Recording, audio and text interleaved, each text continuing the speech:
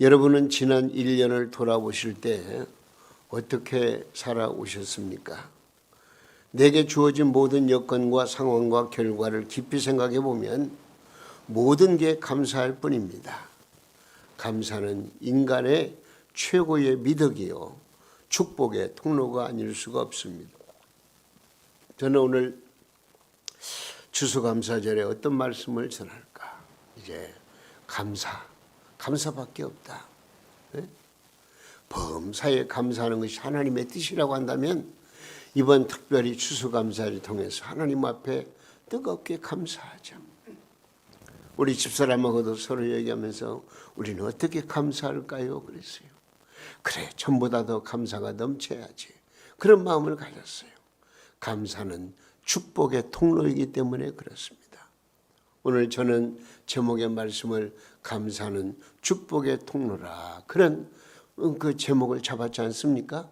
오늘 이 시간 하나님께서 우리에게 놀라운 은총을 베풀어 주시고 능력으로 함께 하시고 우리의 마음속에 불평, 불만 또한 걱정, 근심이 다 사라져버리고 오로지 하나님께 감사하고 이웃에게 감사하고 민족에게 감사하고 서로 감사하고 정말로 감사가 넘쳐서 축복의 통로를 만들어가는 놀라운 은총이 우리 가운데 넘쳐나기를 예수님의 이름으로 축원합니다.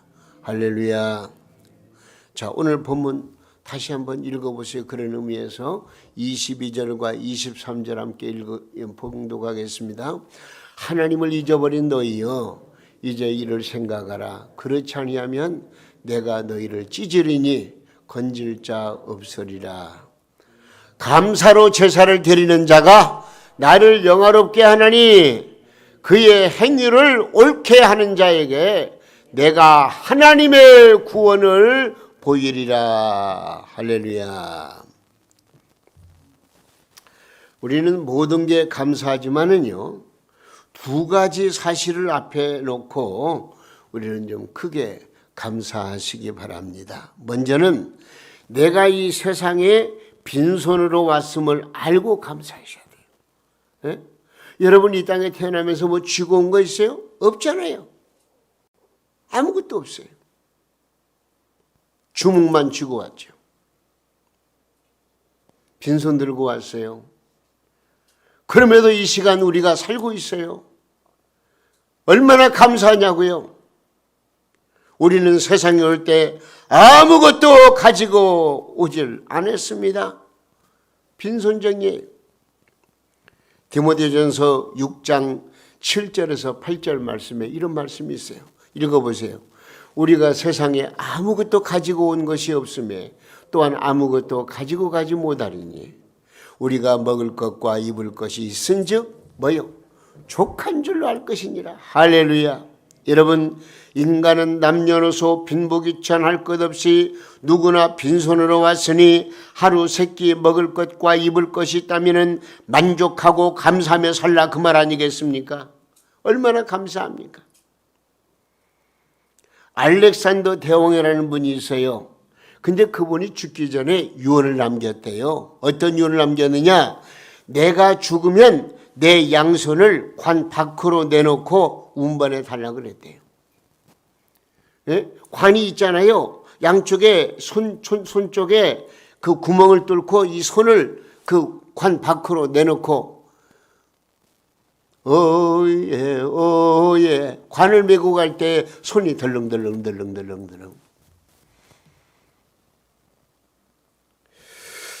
그 이유는 내가 세계를 주름잡으며 부귀 영화를 누렸지만 세상을 떠날 때는 빈손 들고 갈 수밖에 없음을 역사 앞에 보여주기 위해서 그렇게 유언했다는 그런 말이 있습니다. 다른 사람보다 자기의 소유가 적다고 하여 불평하고 감사할 줄 모른다면요, 그것은 크게 잘못된 일입니다.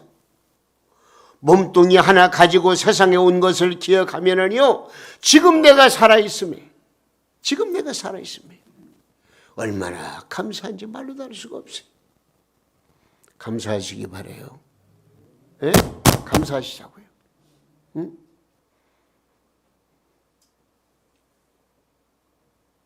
내가 지금까지 살아온 것, 주님의 크신 은혜요. 지금 내가 살아가는 것도 주님의 은혜가 아니겠습니까? 내가 그래도 지금 이 세상에서 한국 땅에 태어나서 하루 밥 세 끼 먹는 일에 어려움 없이 지나게 되는 것이 얼마나 감사합니까?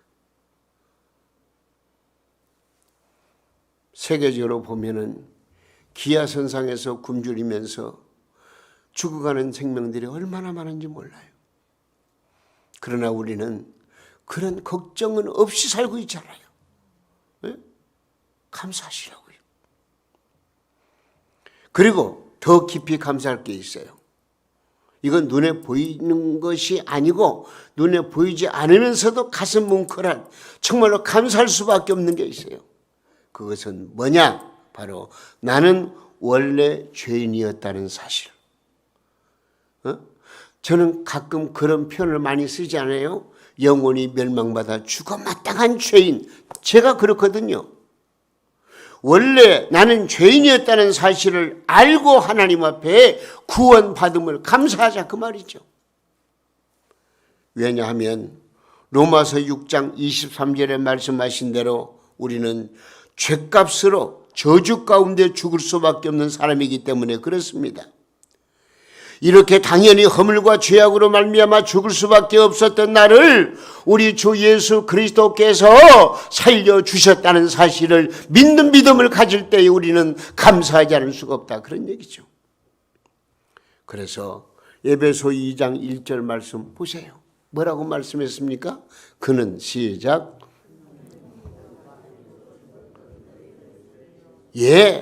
예수님은 허물과 죄로 죽었던 너희를 살리셨도다. 할렐루야. 예수님께서는 내 죄를 대신 담당하시고 저주를 받으시고 죽으시고 부활 승천하셔서 우리의 죄값을 청산해 주셨다는 것입니다. 할렐루야. 이런 사실을 생각할 때 우리는 주님의 은총에 감사하지 않을 수가 없습니다. 나 같은 죽일 놈 용서함 받아서 주 앞에 옳다함 얻음은 확실히 믿기는 어린 양 예수의 그 피로 속죄함 얻었네. 속죄함 주 예수 내 죄를 속했네. 할렐루야. 소리를 합하여 함께 찬송하세. 그 피로 속죄함 얻었네. 나 같은 죄인 살려주신 주님의 은혜를 생각하면은요, 여러분 자다가라도 벌떡 일어날 정도로 정말로 감사하고 마음에 기쁨이 넘치고 소망이 넘치고 은혜가 있고, 여러분 내가 빈손으로 왔어요. 그러면 나는 죄인인데 구원받았어요. 이것만 생각하면은 우리는 감사하지 않을 수가 없어요. 감사하지 않을 수가 없어요. 그러면 오늘 우리는 어떻게 감사할 것인가? 어떻게 감사해야 할 것인가는 그 말씀을 생각해 보려고 그래요.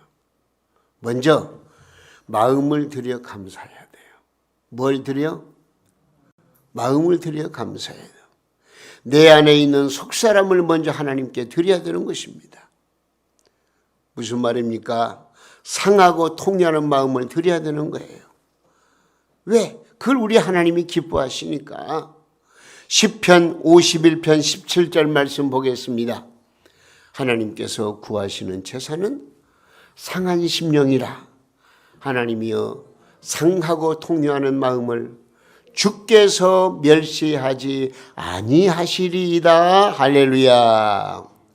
신앙생활하는 사람은 하나님 앞에서 자기 잘못을 스스로 인정하고 그 죄 때문에 슬퍼하며 그 잘못을 솔직하게 고백해야 되는 것입니다.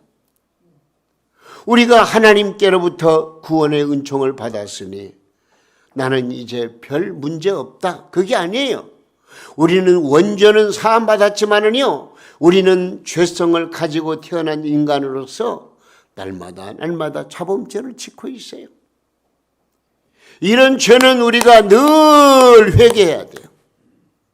내 자신의 부족함을 느끼고 하나님 앞에 올바로 살지 못했던 거, 내 인간의 욕심을 가지고 살았던 거, 육으로 말미암아 살았던 거, 이런 것들은 우리가 날마다 하나님 앞에 중심으로 회개할 때에 우리 주님께서 그 통회하는 심령을 받아주신다는 거예요. 통회하는 마음을 주님께 드릴 때 그것이 감사의 제사가 되는 것입니다. 그리고 순종하는 마음을 드려야 돼요. 사무엘상 15장 22절 말씀, 우리가 너무 잘 아는 말씀이죠. 한번 읽어보겠습니다. 사무엘이 이르되 여호와께서 번제와 다른 제사를 그의 목소리를 청종하는 것을 좋아하심같이 좋아하시겠나이까. 그 다음 뭐라고 그랬어요? 순종이 제사보다 낫고 듣는 것이 수양의 기름보다 나으니. 순종은 하나님 아버지가 일하시도록 문을 열어 드리는 비결입니다. 기적과 축복은 순종과 정필이라는 것을 여러분 꼭 깨달으시기를 바랍니다. 내가 하나님의 말씀에 순종했느냐 불순종했느냐에 따라서 하나님의 기적이 일어날 수도 있고 마귀의 역사가 일어날 수도 있다는 것을 꼭 기억하시기 바랍니다. 내가 하나님의 말씀에 순종하면은요, 사탄 마귀가 한 길로 왔다가 일곱 길 도망가 버려요. 그러나 불순종하는 마음을 가지면 얼성우좋구나. 마귀는 나에게 틈타서 나로 말미암아 죄를 지게 만들고 마귀의 종으로 만들고 끌고 다니고 그것이 좋다고 춤추게 만들고 하나님의 뜻과는 전혀 반대되는 그런 삶을 살아갈 수 있도록 그렇게 역사한다는 것을 우리는 기억하시고 우리는 하나님의 말씀에 순종하는 마음을 드려야 되는 거예요. 하나님의 말씀에 순종하는 마음이 거룩한 산제사의 삶이라는 것을 꼭 기억하시기 바랍니다. 그리고 또한 우리는 내 몸을 드려야 돼요. 마음도 드려야 되지만 몸을 드려야 돼요. 마음과 몸은 정비례합니다. 마음의 감사는 몸으로 실천하게 되는 것입니다.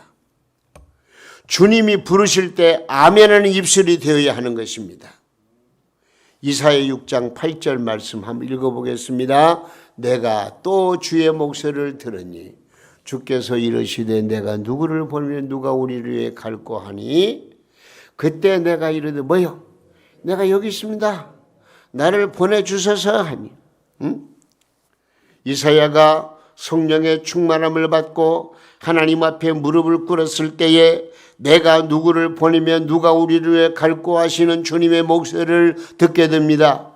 그는 곧바로 내가 여기 있습니다. 저를 보내주세요라고 자원해서 하나님이 시키는 일에 순종함으로 말미암아 이 이사야는 역사적으로 그 유명한 대선지자가 된 것이에요. 주님 부르실 때에 감사하는 마음으로 순종하는 몸이 되시기를 주님의 이름으로 축원합니다. 주님의 부르심에 감사함으로 순종할 때에 우리 주님은 기뻐하시고 그런 사람을 하나님께서 크게 써주시는 거예요. 내 가정에서, 하나님의 교회에서, 한국교회에서, 나라와 민족을 위해서 이 사회에서 꼭 기묘한 기둥 같은 인물로 하나님께서 사용해 주신다는 것을 꼭 기억하시고 여러분들의 몸을 드려야 돼요. 그리고 더 나아가서 교회를 위해서 죽도록 충성하는 몸이 되어야 됩니다. 고린도전서 4장 2절 말씀에 뭐라고 그랬죠? 맡은 자들에게 구할 것은 오로지 뭐요? 충성이니라. 요한계시록 2장 10절 말씀에는 또 이렇게 되어 있어요. 네가 죽도록 충성하라. 그리하면 내가 생명의 관을 내게 주리라. 할렐루야. 여러분, 우리는 살도록 충성하는 것이 되어서는 안 됩니다. 우리 주님을 위해서 죽도록 충성을 다해야 되는 것입니다. 하나님 아버지는 아브라함의 충성됨을 보시고 평생 대대로 믿음과 축복의 조상을 만들어 주셨습니다. 죽도록 충성하는 마음으로 몸을 들여 충성하는 여러분들을 위해 이런 놀라운 신앙의 가문에 또 자손만대의 축복이 넘쳐나기를 예수님의 이름으로 축원합니다. 여러분, 그러면요, 특별히 하나님의 교회를 위해서 내 몸과 마음을 들여서 충성해야 됩니다. 교회에서 나에게 요구하는 것이 무엇인가? 여러분, 기도해 보면 다 나와 있어요.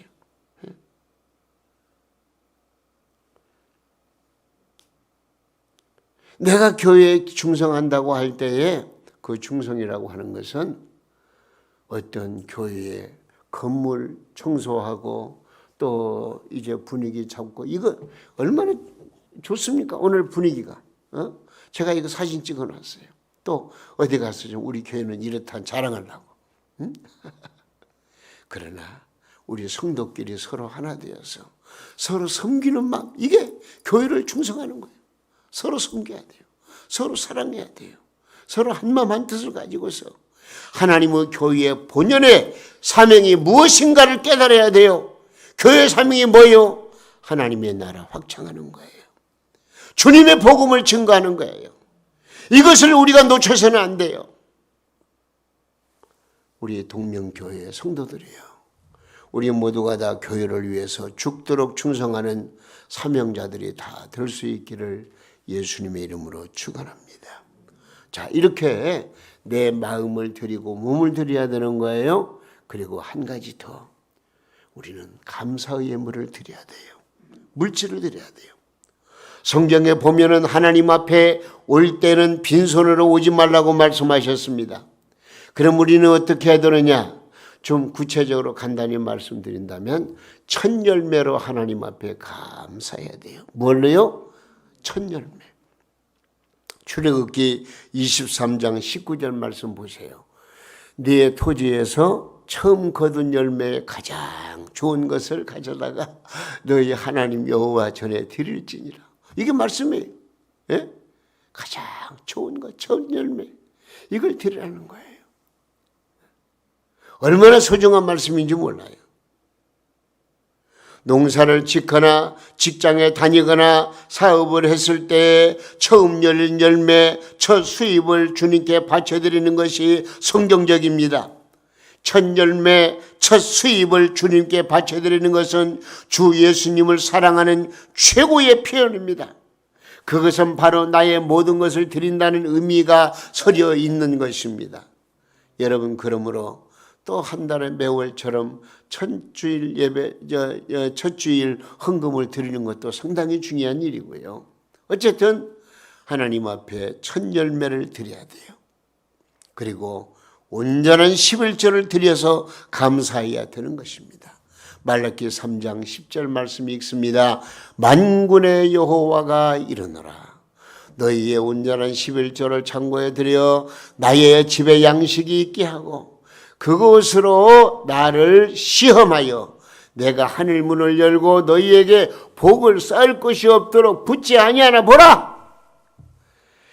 여러분, 이 이상 더 확실한 보장의 말씀이 어디 있어요?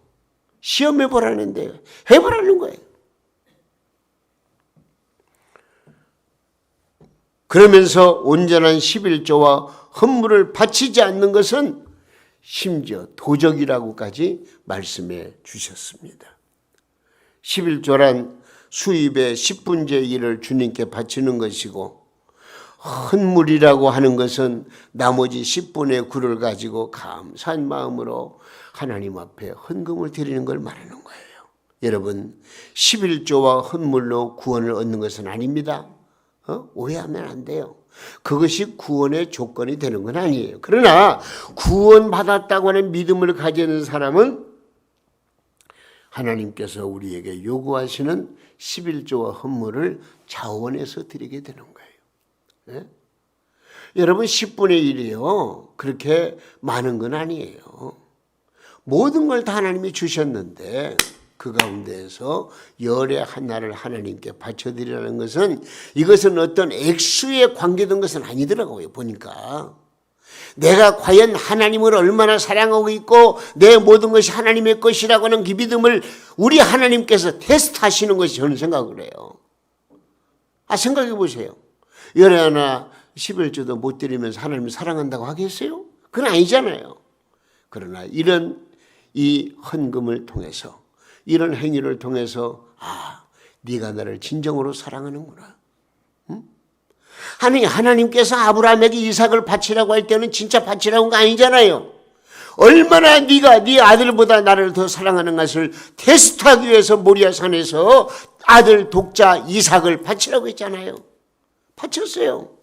하나님이 오케이 사인해 준 거 아니에요. 그리고 곧바로 양을 준비해 가지고 대신 바치도록 했잖아요. 여러분, 우리는 그러기 때문에 하나님 앞에 11조 드리는 것을 부담스럽게 생각하면 안 돼요. 온전히 11조를 드려야 되는 거예요. 네? 우리가 감사한 마음으로 물질을 드린다는 것은 이게 말씀 보면 축복과 관련이 되어 있더라고요. 감사하고 안 하는 것은 자신의 자유이지만 안 할 경우 하나님 아버지가 약속하신 축복을 스스로 외면하는 것이 되더라고요. 우리는 하나님 앞에 감사함을 넘치게 해야 돼요. 골로새서 2장 7절 한번 읽어볼까요? 자, 뭐라고 그랬어요? 교훈을 받은 대로 믿음에 굳게 서서 감사하면 어떻게 하라고요? 넘치게 하라. 넘치게 하라. 어려운 일을 당했다고 감사하지 않는 것이 아니라 믿음에 굳게 서서 언제든지 감사를 넘치게 해야 합니다. 한마디로 좀 부담을 갖고 제 이런 말씀, 좀 부담을 갖고 감사해야 만족스러운 감사가 되고 은혜와 축복이 되는 거예요. 가볍게 감사하는 것은 얼마가 되든지 그것이 물론 그것도 하나님이 받으시지만 그러나 내가 좀 부담스럽게 감사를 하고 나면은 내 마음에 뭔가 기쁨이 생기고 더 감사가 넘쳐요. 만족스러운 감사, 은혜와 축복이 넘치는 감사가 중요한 거예요. 그래서 오늘 본문 23절에 뭐라고 그랬어요? 감사로 제사를 드리는 자가 나를 어떻게 한다고? 영화롭게 한다 그랬어요. 영화롭게 한다. 교회에 나와서 하나님 아버지께 진심으로 감사드리며 예배드리는 것 이상으로 주님을 영화롭게 하는 일이 없는 것입니다. 감사라고 하는 표현, 이것은요, 우리는 일상에서도 늘 감사할 수 있어요. 밥 한 끼 먹을 때도 감사하고, 심지어는 사탕 하나 물고도 감사하고, 물 한 모금 마시면서도 감사하고, 우리는 좀 감사가 내 입술에 열매가 돼야 돼요. 그러나 때로는 내가 좀 부담스러울지라도 하나님 앞에 뜨겁게 감사하는, 감사하는. 전과 똑같이 하려고 하지 말고 좀 새롭게 마음을 가지고서 내가 부담스럽지만 이렇게 감사하면 좋겠다. 감사를 드려요. 여러분, 얼마를 감사하느냐 이거 따지면 안 되죠. 그렇지만 저는 그 교인들의 수준에 의해서 감사도 결정이 된다 생각을 해요. 제가 지난번에도 말씀드렸던가요? 이번에 우리 총회 워크숍 실행위원회 또 총동문회 등등 행사가 있어서 그 송도 가나안 교회를 다녀왔어요. 근데 밤에 보니까 한 400~500명 모였는데 교인들이 이야 뜨겁게 감사를 해요. 그 교회 담임 목사님이 김우철 목사님인데 말씀을 전하는 거예요. 그러면서 이런 말을 해요. 우리 교회 교인들 수준이 높다는 거예요. 그런 말을 해요. 그러면서 몇 천만 원 헌금하는 것은 우리에게는 수준이 높은 거 아닙니다. 그럼 몇 천만 원인데 수준 높은 게 아니래요. 그러면서 어느 누구를 지적하면서 이번에 큰 헌금을 했습니다. 저 같으면 그 말을 못 하거든. 교인들 다 앉아있는 교인들이 있는데 또 거기는 각 지역에서 총회를 위해서 오신 목사님 장로님들 계시는데 거침없이 막 그러면서 자기 교회 모든 것은 하나님이 원하시는 것이라면 상의할 필요 없이 그대로 밀고 나간다는 거예요. 그런 말을 막 강하게 메시지를 전하더라고요. 근데 거기에 참 저는 참 그냥 교인들이 아멘 아멘해요. 그냥 그 말 앞에서 아멘 아멘해요. 어떤 장로님이 승용차를 타고 가다가 교통사고를 당했대요. 근데 자기는 무사했는데 성년이 된 딸이 다리를 크게 다쳤어요. 3번이나 수술을 했는데도 완치되지 않는 거예요. 딸은 깊은 상심에 빠졌어요. 그래가지고 이제 이 딸에게 그 다리 다친 걸로 인해 가지고 정신분열증이 생긴 거예요. 정신이상이 돼버렸어요. 헛소리라고. 그래서 청량리 정신병원에 입원했답니다. 장로님은 생각했어요. 장로님이 내가 충성할 만큼 했는데 어찌해서 이런 시련을 주시는가 하고 하나님 아버지를 원망했답니다. 그런데 어느 날 버스를 타고 가는 도중에 이런 생각이 들더래요. 너는 장로의 성적을 가지고도 진정으로 감사해 본 적이 있느냐고 하는 마음이 주님의 음성으로 마구 가슴을 치는. 장로님은 바로 버스에 내려가지고 사람들이 별로 보이지 않는 곳으로 달려가서 막 울었답니다. 하나님 용서해 주세요. 용서해 주세요. 내가 장로라는 직분을 가지고서 제대로 하나님 앞에 헌금한 것도 없습니다. 드린 것도 없습니다. 깊이 통회한 거예요. 집으로 돌아온 그 장로님은 지금까지 못다한 11조와 감사헌금을 준비해가지고 교회로 가서 목사님께 드리면서 자신의 그 잘못된 것을 고백하면서 목사님에게 기도를 받고 그 다음에 병원을 딸을 찾아간 거예요. 지금 요즘의 의사는요, 딸의 증세가 더 악화돼가지고 만나지 않는 게 좋다고 말했는데 그래도 오늘은 만나야 됩니다. 그래서 딸을 만나겠다고 해서 병실을 찾았는데 병실에서 난데없는 찬송 소리가 나는 거예요. 문을 열었더니 놀랍게도 정신 이상이었던 딸이 정신이 제대로 돌아와가지고 아버지를 만나고 아버지 오셨어요. 제 마음이 이렇게 기쁠 수가 없어요. 감사해요. 할렐루야. 할렐루야. 여러분 이런 얘기를 들으면 가슴 뭉클하게 받아들여야 돼요. 그 어느 장로님의 간증이지만 부녀는 그 자리에서 부둥켜 안고 얼마나 울었는지 하나님의 기적을 베푸시며 울고 회개하며 울고 너무 기뻐서 울었다는 거 아닙니까? 여러분 오늘 추수감사절은요 영국에서 건너온 청교도들로부터 유래가 되었습니다. 영국의 청교도 102명이 신앙의 자유를 찾아서 1620년 9월 메이플라워호라고 하는 배를 타고 67일 만에 미국 북쪽 플리머스란 작은 항구에 도착을 했습니다. 그들은 원주민들과 싸워야 했고 기후와 병과 싸워야 했습니다. 1년 동안 농사를 지어 얻은 수확으로 그들은 가장 먼저 하나님 앞에 예배당을 지었어요.